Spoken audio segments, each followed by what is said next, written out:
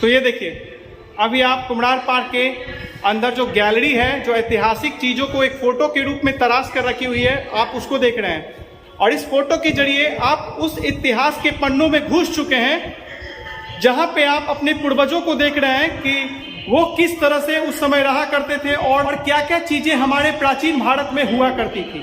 और पाटलिपुत्रा में जो खुदाई हुई थी, वहां से जो जो कलाकृतियां प्राप्त हुई थी, उनका कुछ फोटो यहाँ पे गैलरी के रूप में रखा गया है, जो कि आपको 3D में आपको देखने को शायद मिल रहा होगा। ये 3D पिक्चर आप देख रहे हैं भाई। ये पाटलिपुत्रा के खुदाई में जो कलाकृतियां हमारे आर्कियोलॉजिकल डिपार्टमेंट ऑफ इंडिया को मिली थी, वो यहाँ पे आपको गैलरी के रूप में दिखाई जा रही है। तो आप फख्र कीजिए कि आप उस देश के अंदर पैदा हुए हैं जो कभी पूरे विश्व पर एक छत्र राज किया करती थी और अपने ज्ञान विज्ञान से पूरी दुनिया को आश्चर्यचकित करके रखती थी।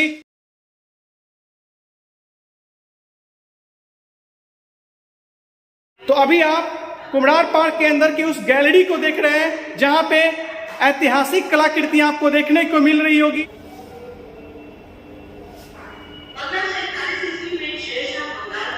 अगर आप इतिहास प्रेमी हैं तो एक बार कुम्हरार पार्क के अंदर जरूर आएं और चीजों को करीब से महसूस करें, उसका आपको बात ही अलग लगेगा। ये क्रॉस कल्चरल इंप्रेशन को आप अभी गैलरी को देख रहे हैं। तो सोचिए कि उस जमाने में हमारा जो वास्तुकला था, देखिए कितना ज्यादा उत्कृष्ट था। यहाँ पे जो डिजाइनिंग है उसको आप ध्यान से देखिए। ये पाटलिपुत्रा का जो 80 स्तंभ वाला मैंने दिखाया था, उस स्तंभ में जो नक्काशी की गई थी, वो उसका डिजाइन देखिए आप। सोचिए हमारा वास्तुकला, कला संस्कृति कितना ज्यादा पूरी दुनिया में निपुण हुआ करती थी। और देखिए इसकी उत्कृष्टता आपको डिजाइन में नजर आ रही होगी।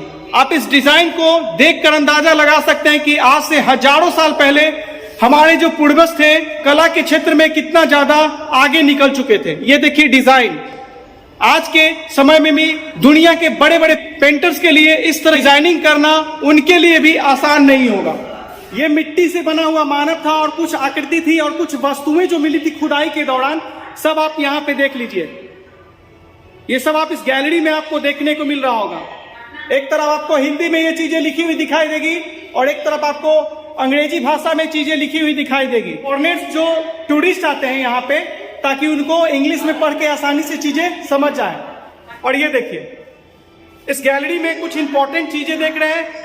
तो अगर आप कहीं पे घूमने आना चाहते हैं तो एक बार कुम्हरार पार्क आ सकते हैं और नजदीक से अपने इतिहास के क्षणों को खुद अपनी आंखों से देख सकते हैं कि हमारे पूर्वजों ने अपने जमाने में कितना ज्यादा कला के क्षेत्र में, विज्ञान के क्षेत्र में, शिक्षा के क्षेत्र में, धर्म के क्षेत्र में और व्यापार के क्षेत्र में विकास किया था। यहाँ पे वो सारी चीजें आपको दिखाई दे जाएगी। और आप कुम्हरार पार्क में आइएगा तो आपको एक डिस्प्ले में यहाँ इस पार्क की तमाम चीजों को बहुत ही अच्छे तरीके से हिंदी में समझाई जाती है, डिस्प्ले में दिखाई जाती है। तो जब आप इस गैलरी में आइएगा तो आपको इस पार्क के बारे में सारी खूबियां यहाँ पे गैलरी के अंदर एक डिस्प्ले पे सुनाई जाएगी और उसका विजुअल दिखाया जाएगा। मुझे ये पार्क बहुत बोरिंग लगा था, लेकिन अब मैं जो चीजों को इस गैलरी में देख रहा हूं उससे पता चलता है कि आज भी पटना के तमाम पार्कों के बीच में हमारा कुम्हरार का पार्क जो है अपने गौरवान्वित स्थान को क्यों बनाए हुए है और क्यों इसकी देखरेख स्वयं भारत सरकार करती है, आज मुझे अच्छे से पता चल गया। 1912 से 15 के बीच और 1951 से 55 के बीच में जो खुदाई हुई थी, उस दौरान जो चीजें मिली थी उनको यहाँ पे संजो के रखा गया है। देखिए, आपने अपनी पूरी जिंदगी में ऐसी चीजें नहीं देखी होगी जो आप अभी इंडोनेस्ट ब्लॉगर चैनल पे बहुत ही क्लोजली देख रहे हैं।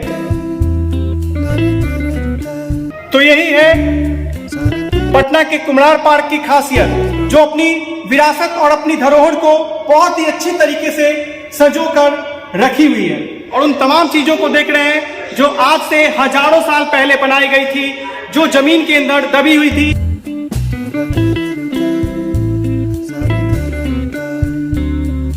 बिहार का इतिहास भी पूरे भारत के इतिहास में बहुत ही महत्वपूर्ण भूमिका रखता है।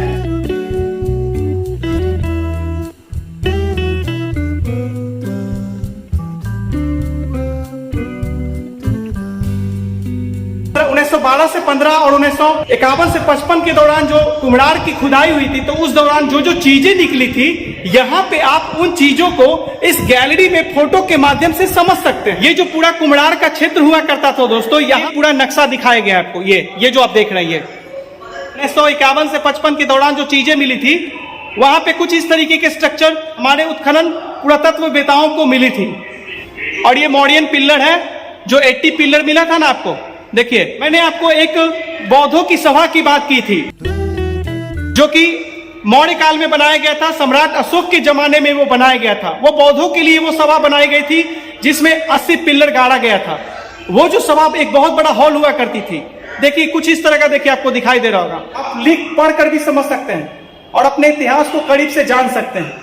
अगर आप कुम्हरार पार्क नहीं भी आते हैं, तो इस वीडियो में मैंने आपको इतना डिटेल में कुम्हरार पार्क को एक्सप्लेन किया है कि आप घर बैठे कुम्हरार पार्क के हिस्ट्री को समझ सकते हैं। ये देखिए खंडर है, यही खंडर मिला था 1951 से 55 के दौरान। देखिए, शायद अभी तो ये हमारे बीच नहीं है, इसको शायद मिट्टी वगैरह से शायद दबा दिया गया है, लेकिन यहाँ पे उन ऐतिहासिक खंडर को देख सकते हैं। यहाँ पे आप देखिए किस तरह की चीजें खुदाई के दौरान कुम्हरार में मिली थी, वो सब आप यहाँ पे इस गैलरी में बहुत ही क्लोजली देख रहे हैं।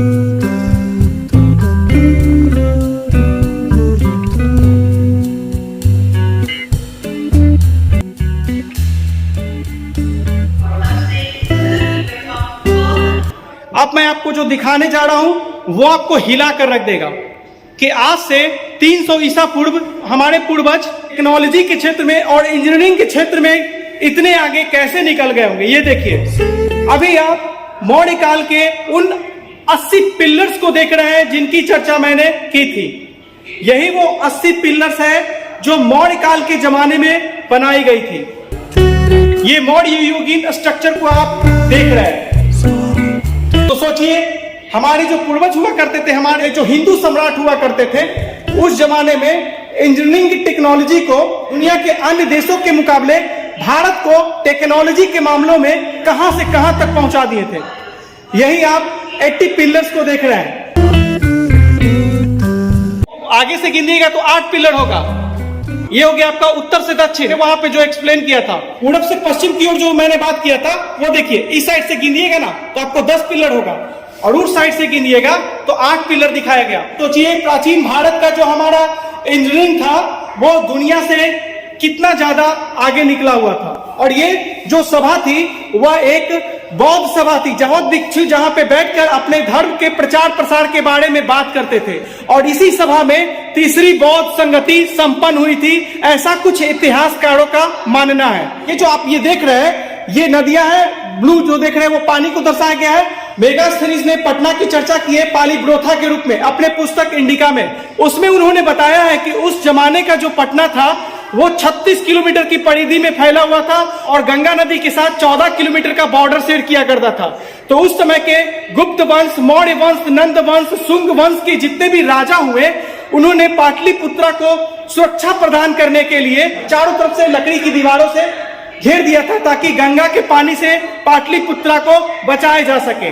और उसके साथ ही उन्होंने पाटलिपुत्रा के कई जगहों पे बड़े बड़े गड्ढे खोदवा दिए थे, जो कि एक सीवर का रूप में काम करने लगा। और बाढ़ का पानी जब भी आता था, तो इस ड्रेन सिस्टम से पटना से वो आसानी से बाहर निकल जाता था, जिसकी वजह से गंगा नदी में जब भी बाढ़ वगैरह आती थी, तो इस ड्रेन सिस्टम के जरिए पूरा पानी निकल जाता था बाहर आसानी से। इसी शहर की बात यूनान के जो राजदूत हुआ करते थे, जिनका नाम था मेगास्थनीज, उन्होंने अपनी पुस्तक इंडिका में की है।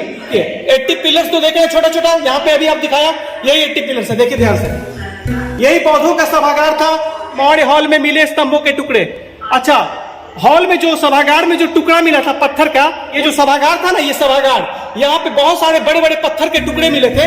वो आपको यहाँ पे अलग से, जो मैंने शुरू में दिखाया था आपको, वो यही पत्थर के टुकड़े हैं। ये जो मैंने आपको दिखाया था ना बाहर शुरू में, वो यही है स्तंभ। 80 पिलर्स का एक मात्र बचा हुआ भाग है, देखिए। और यही हमारा बौद्धों का सभागार था, जिसे सम्राट अशोक ने बौद्धों के लिए बनाया था। और इसी सभागार में बौद्धों की तीसरी संगति हुई थी। ये जो देख रहे हैं, ये अशोक स्तंभ का एक भाग है। ये और ये पहले के जमाने में जो ईंट बना करते थे, जो आरोग्य विहार का खंडर देखा था ना, जो मैंने जिसको एक लोकल भाषा में क्या बोला था, हॉस्पिटल बोला था, तो वहां पे जो ईंटा देखा था आपने, वो इसी मिट्टी का बना हुआ था। आप यहाँ देख सकते हैं। सोचिए हमारा टेक्नोलॉजी कहाँ गया होता। आज का जो ईंटा है एक बार पटक दीजिएगा तो टूट जाएगा। तो पहले के जमाने में ईंटे कैसे होते थे आप खुद देख सकते हैं। तो खंडर है साइड में, ये जो खंडर है इसको एक्सप्लेन किया गया है। खंडर को यही आपका 80 पिलर वाला स्ट्रक्चर यहाँ पे दिखाया गया है। ये 80 पिलर का स्ट्रक्चर ये वाला जो अभी आप देख रहे हैं। अगर आपको जानना है तो आपको हिंदी में आपको यहाँ पे लिखा होगा, आप उसको पढ़ के समझ सकते हैं कि ये क्या चीज था। अगर आप इतिहास प्रेमी हैं और इतिहास के छात्र हैं, अगर आप शोध करते हैं, कोणार्क पार्क आपका इंतजार कर रहा है और आपको बहुत सारी चीजें सीखने को मिलेगा इस पार्क में। ये जो चीज आप देख रहे हैं ये वेदिका का भाग है, यहाँ पे लिखा हुआ भी है पूर्ण पदम वेदिका का भाग। यहाँ पे आप इसके बारे में पढ़ सकते हैं। ये मौर्य काल की वास्तुकला को ये प्रदर्शित कर रही है। ये जितना भी आप गैलरी में जो पिक्चर देख रहे हैं ये मौर्य युगीन काल की है।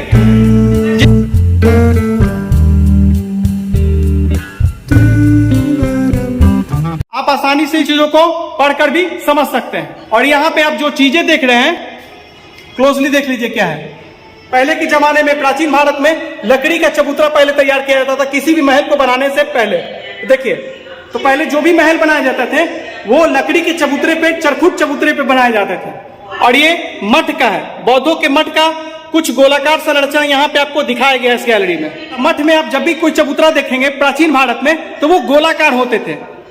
प्राचीन भारत के बौद्ध मठों में कुछ इस तरह के आपको चबूतरे देखने को मिलते थे। देख लीजिए आप, इतना तो जानकारी मुझे अपने पूरे जीवन में हिस्ट्री पढ़ के भी नहीं मिला होगा, क्योंकि जो चीजें आपको सामने से देखने को मिलती है और समझने को मिलती है वो आपको किताब से कहीं ज्यादा एडवांस बना देती है।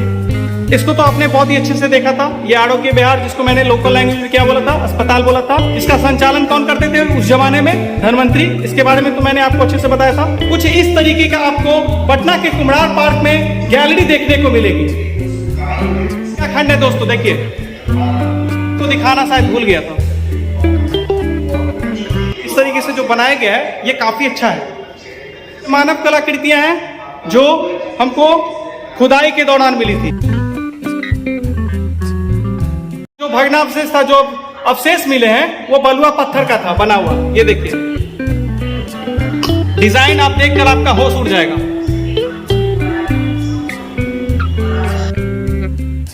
इस गैलरी में बहुत ही अच्छे से संजो कर रखा गया है। जो खुदाई हुई थी उस दौरान जो जो चीजें मिली थी यहाँ पे आप देख रहे हैं। ये आपको मानव का चित्र दिखाया जा रहा है। जो वास्तुकार थे किस तरह की मूर्तियां बनाते थे, फोटो लेके 3D में इसको यहाँ पे गैलरी में दिखाया गया है। ये सब मानव आकृतियां देख रहे हैं कि बनावट देख के ही आपको अंदाजा हो गया होगा कि हमारे पूर्वज आज के मानव की तुलना में वास्तुकला के क्षेत्र में कितने ज्यादा एडवांस थे। ये कलाकृतियां हैं, मूर्तियां हैं, ये सब खुदाई के दौरान प्राप्त हुई थी हमारे पुरातत्व वेदाओं को, जिसको यहाँ पे गैलरी में 3D फोटो में लेकर इसको बहुत ही अच्छे से बताया गया है कि क्या क्या चीजें थी। यहाँ पे मानव और पशु की कुछ कलाकृतियां दिखाई गई है, बहुत ही अच्छे ढंग से खींचकर यहाँ पे इसको रखा गया है और फोटो के रूप में इस गैलरी में दिखाई गई है।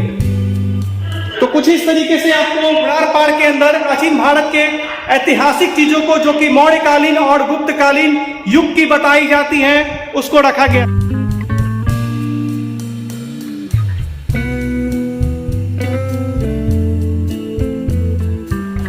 तो ये कुछ ऐसा कोणार्क पार्क के अंदर का गैलरी है। तो दोस्तों आज के वीडियो में मैंने कोणार्क पार्क के अंदर जितने भी ऐतिहासिक धरोहर संजो कर रखी गई है उसको दिखाने की कोशिश की है। साथ में मैंने आपको कोणार्क पार्क के उस गैलरी को भी दिखाया है जो कि हजारों साल की वस्तुओं को काफी अच्छे ढंग से संजो कर रखी हुई है।